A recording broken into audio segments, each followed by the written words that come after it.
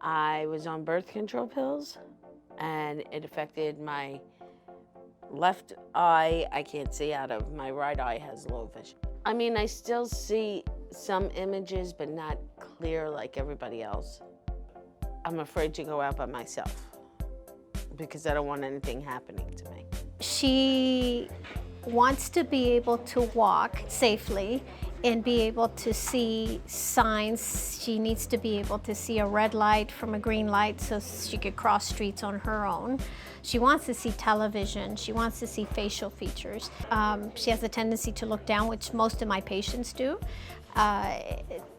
They think it's a safer thing to do so they don't trip over things. Fact is that you lose your balance much quicker at that point because your primary muscles are no longer working.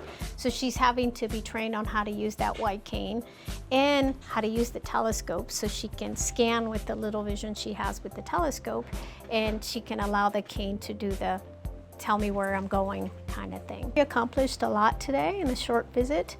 It was an evaluation, so she's gonna come back and then we'll really get down to the nitty-gritty. 3 to 6 months, I would like to have a sensibility of being able to go out food shopping on my own, going to take a walk on my own, not relying on everybody. She tries her best to help.